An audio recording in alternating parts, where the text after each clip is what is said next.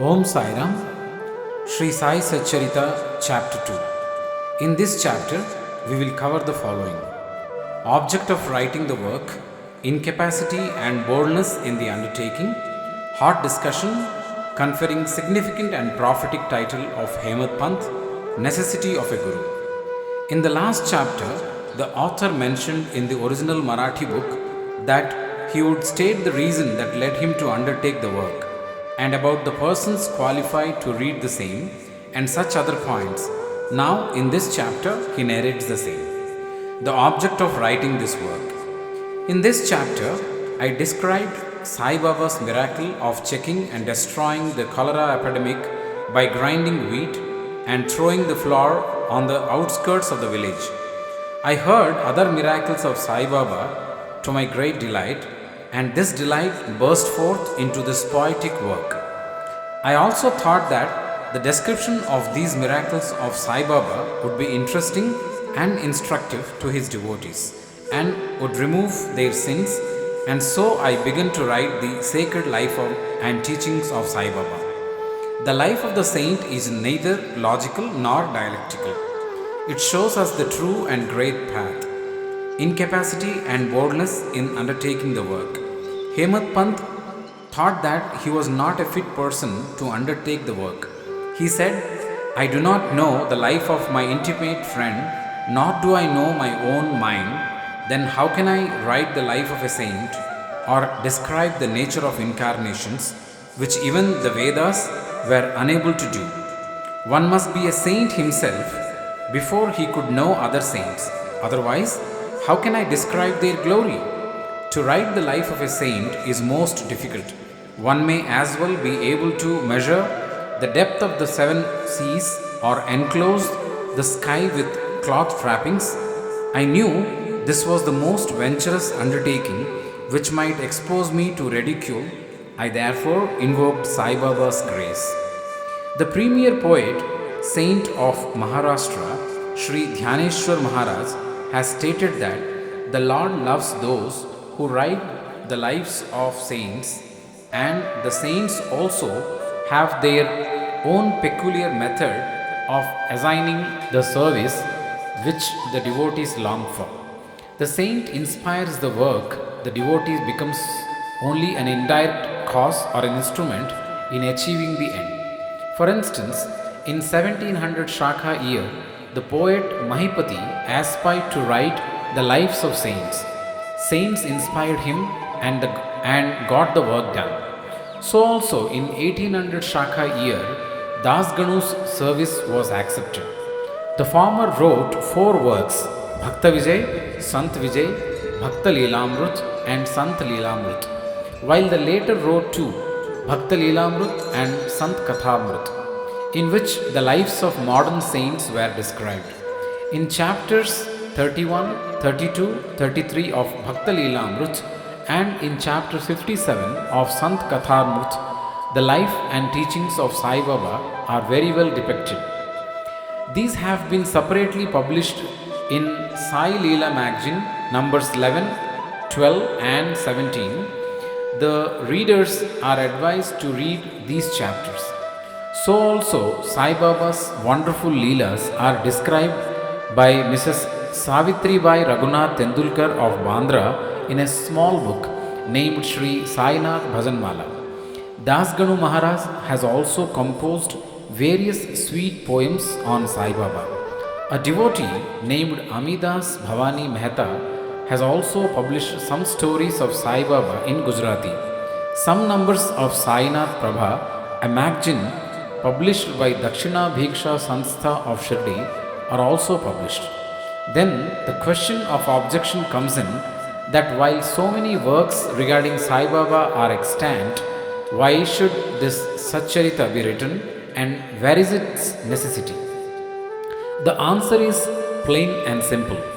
The life of Sai Baba is as wide and deep as the infinite ocean, and all can dive deep into the same and take out precious gems of knowledge and bhakti and distribute them among the aspiring people.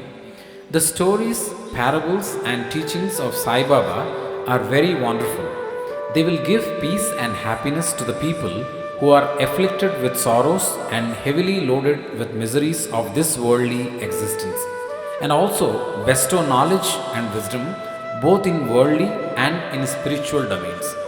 If these teachings of Sai Baba, which are as interesting and instructive as the Vedic lore, are listened to and meditated upon, the devotee will get what they long for, such as union with Brahma, mastery in Eightfold Yoga, bliss of meditation, etc. So, I thought that I should call these stories together. That would be my best upasana. This collection would be most delightful to those simple souls whose eyes were not blessed with Sai Baba's darshan.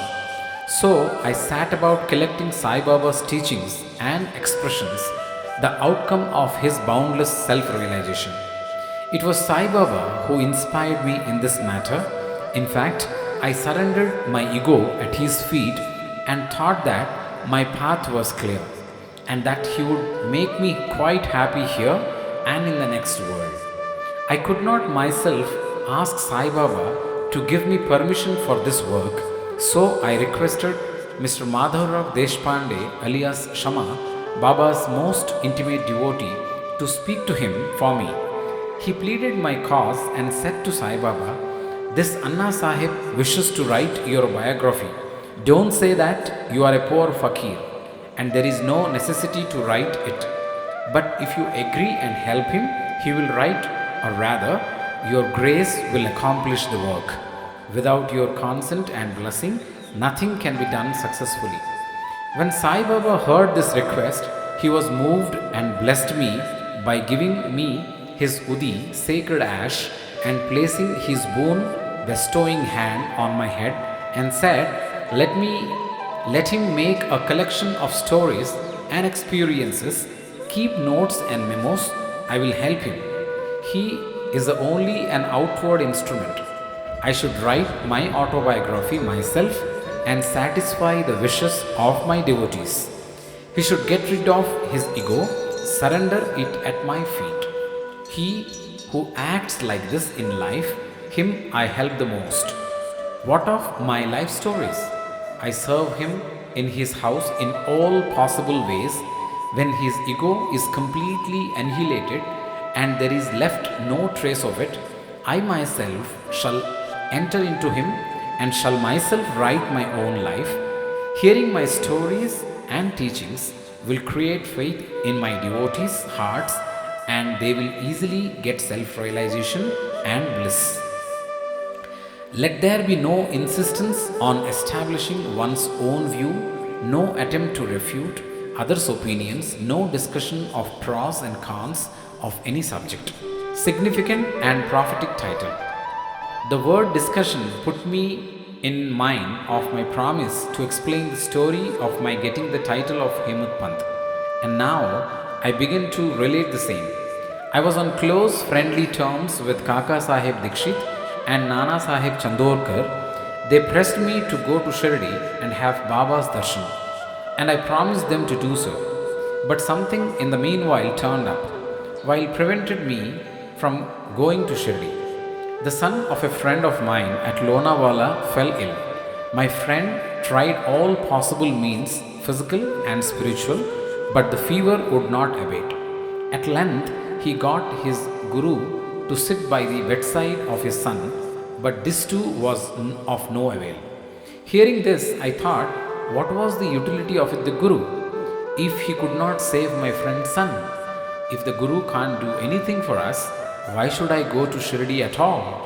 Thinking this way, I postponed my Shirdi trip. But the inevitable must happen, and it happened in my case as follows. Mr. Nana Sahib Chandorkar, who was a divisional officer, was going on tour to Basin. From Thana, he came to Dadar and was waiting for a train bound for Basin. Meanwhile, a Bandra local turned up. He sat in it and came to Bandra and sent for me and took me to task for putting me off my Shirdi trip. Nana's argument for my Shirdi trip was convincing and delightful, and so I decided to start for Shirdi the same night. I packed up my luggage and started for Shirdi.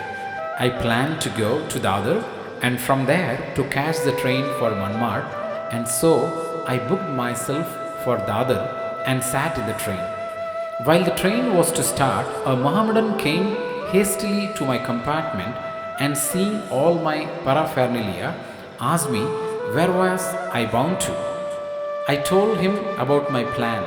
He then suggested that I should go straight to Boribandar and not to wait at Dadar, as the Manmad mail did not stop at Dadar. If this little miracle or Leela had not happened, I would not have reached Shirdi next day, as settled, and many doubts would have assailed me, but that was not to be.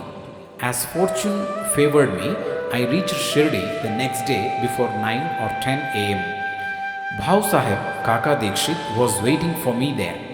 This was in 1910, when there was only one place such as Sathes Wada for lodging pilgrim devotees.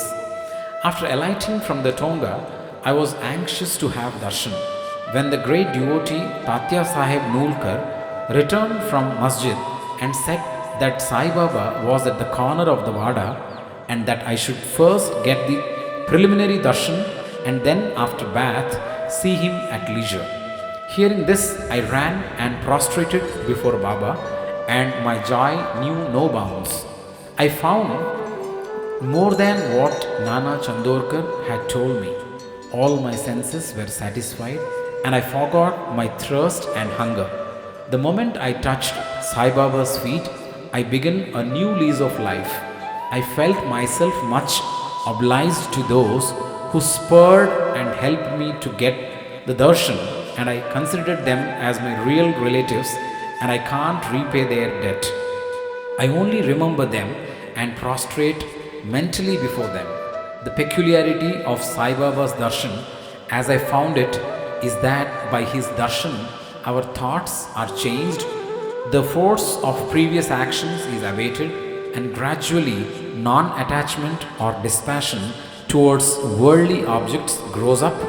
It is by the merits of actions in many past births that such darshan is got, and if only you see Sai Baba, all the world assumes the form of Sai Baba. Hot discussion. On the first day of my arrival in Shirdi, there was a discussion between me and Bala Sahib Bhate regarding necessity of a guru. I contended, why should we lose our freedom and submit to others? When we have to do our duty, why a guru is necessary? One must try his best and save himself. What can the guru to do a man who does not nothing but stops, sleeps indolently? Thus, I pleaded free will while Mr. Bhate took up the other side, such as destiny, and said, whatever is bound to happen must happen. Even great men have failed. Man proposes one way, but God disposes the other way. Brush aside your cleverness, pride or egoism won't help you. This discussion, with all its pros and cons, went on for an hour or so, and as usual, no conclusion was arrived at. We had to stop the discussion ultimately as we were exhausted. The net result of this was that I lost my peace of mind and found that unless there is strong body consciousness and egoism, there would be no discussion. In other words, it is egoism which breeds discussion. Then, when we went to the masjid with others, Baba asked Kaka Sahib Dikshit the following: what was going on in the Sathes Wada? What was the discussion about? And staring at me, Baba further added, what did this Hemant Pant say? Hearing these words, I was much surprised. The masjid was at a considerable distance from Sathe Wada, where I was staying and where the discussion was going on. How could Baba know our discussion unless he be omniscient and inner ruler of us all? I began to think why Sai Baba should call me by the name Hemant Pant. This word is a distorted form of Hemadri Pant. This Hemadri Pant was a well-known minister of the kings Mahadev and Ramdev of Devgiri of the Yadav dynasty. He was very learned, good-natured and the author of works such as Chaturvarga Chintamani, dealing with spiritual subjects, and Ras Prashasti. He invented and started new methods of accounts and was the originator of the Moody Marathi shorthand script, but I was quite the opposite, an enormous and mediocre intellect. So I could not understand why the name or title was conferred upon me, but thinking seriously upon it, I thought that the title was a dart to destroy my ego, so that I should always remain meek and humble. It was also a compliment paid to me for the cleverness in the discussion. Looking into the history, we think that Baba's word calling Mr. Dabolkar by name Hemadri Pant or Hemad Pant was significant and prophetic, as we find that he looked after the management of Sai Sansthan very intelligently, kept all the accounts properly, and was also author of such a good work, Sai Satcharita, which deals with such important and spiritual subjects as dhyan, bhakti, dispassion, self surrender, and self realization. About the necessity of a guru. Hemad Pant has left no note, no memo about what Baba said regarding this subject, but Kaka Sahib Dikshit has published his notes regarding this matter. Next day, after Hemad Pant's meeting with Sai Baba, Kaka Sahib went to Baba and asked, Baba, where to go? Baba said, high up. Then the man said, where is the way? Baba said, there are many ways leading there. There is one way from here, Shirdi also. The way is difficult. There are tigers and wolves in the jungles on the way. I, Kaka Sahib, asked, but Baba, what if we take a guide with us? Baba answered, then there is no difficulty. The guide will take you straight to your destination, avoiding wolves, tigers, and ditches, etc. on the way. If there be no guide, there is danger of your being lost in the jungles or falling into ditches. Mr. Dabholkar was present on this occasion, and he thought that this was the answer Baba gave to the question whether Guru was necessity, vide Sai Leela, Volume 1, number 5, page 47, and he thereupon took the hint that no discussion whether man is free or bound is of any use in spiritual matters, but on the contrary, real Paramartha is possible only as the result of the teachings of the Guru, as is illustrated in this chapter of this original work in the instances of great avatars like Ram and Krishna who had to submit themselves to their gurus Vasistha and Sandipani respectively for getting self-realization, and that the only virtues necessary for such progress are faith and patience. White Sai Satcharita, Chapter 2, 191-92. Bow to Shri Sai. Peace to all. Om Sai Ram.